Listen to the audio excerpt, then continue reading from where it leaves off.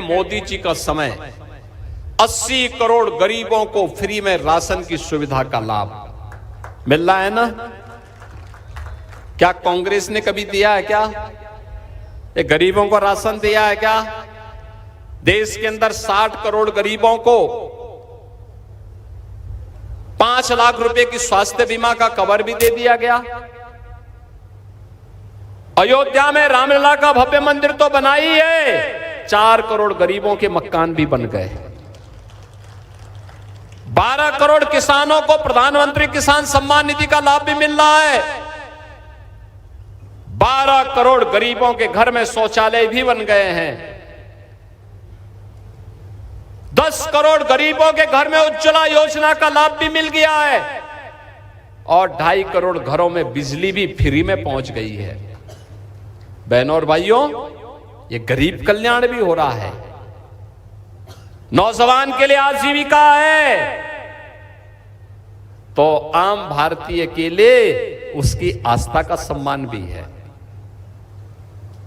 अयोध्या में राम मंदिर का निर्माण क्या ये कांग्रेस के लोग करा पाते? क्या ये लोग करा पाते? क्या ये लोग तो कहते थे राम हुए ही नहीं, कृष्ण हुए ही नहीं, यही तो कहते थे ये लोग। सुप्रीम कोर्ट में इन लोगों ने एफिडेविट दिया था, ये हुए ही नहीं। हमारा संबोधन राम के बगैर हमारा कोई काम नहीं, कृष्ण के बगैर कोई लीला नहीं।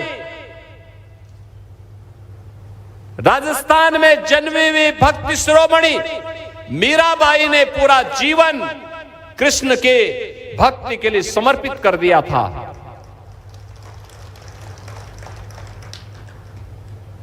भक्त कवियों की, संतों की एक लंबी श्रृंखला देश के अंदर थी जिन्होंने पूरा जीवन राम और कृष्ण के लिए समर्पित किया था।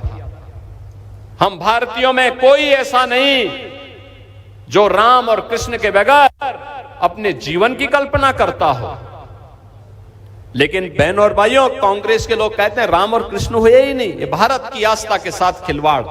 और इसीलिए मैं बार बार कहता हूं, कांग्रेस नहीं चाहती थी अयोध्या में राम मंदिर के निर्माण की बाधाएं समाप्त हो, क्योंकि कांग्रेस तो स्वयं में समस्या है, एक समस्या है।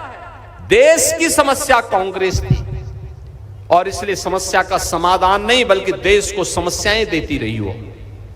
मोदी जी ने समाधान दिया। आज अयोध्या में राम मंदिर का भव्य निर्माण का काम भी हो गया ना अयोध्या में राम मंदिर का निर्माण। अब कोई संदेह? कोई संदेह? अयोध्या पे कोई संदेह है क्या? आज जाइए, नई अयोध्या का दर्शन करिए। जो व्यक्ति 10 साल पहले गया होगा और आज की अयोध्या को देखेगा ना तो उसको लग जाएगा कि इस धरती पे सचमुच कोई स्वर्ग है तो अयोध्या है। बहनों और भाइयों, कांग्रेस के लोग कर्फ्यू लगाते थे। कर्फ्यू इनके डीएनए का हिस्सा था। आज कर्फ्यू नहीं लगता है। आज तो आप यूपी में जाएंगे, 7 वर्ष से कोई दंगा ही नहीं हुआ वहां, कोई कर्फ्यू नहीं। कावड़ यात्रा धूम धड़ाके के साथ निकलती है, वहां पे बहुत धूम धड़ाके के साथ निकलती है।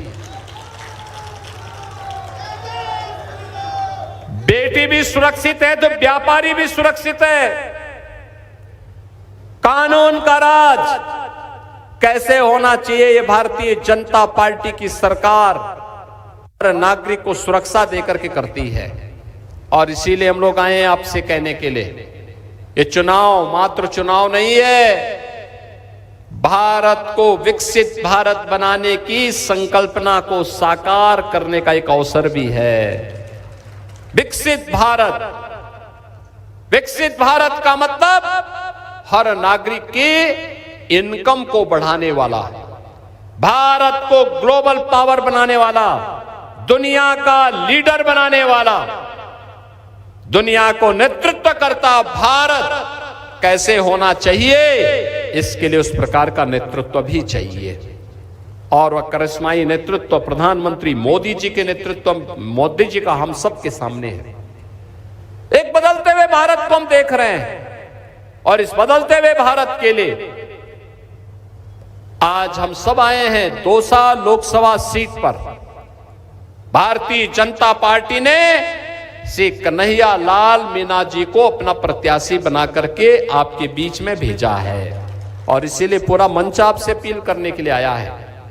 बहनों और भाइयों, ये कठिन होता है किसी एक प्रत्याशी के लिए कि लोकसभा चुनाव के दौरान वह घर घर जा सके, बहुत कठिन होता है।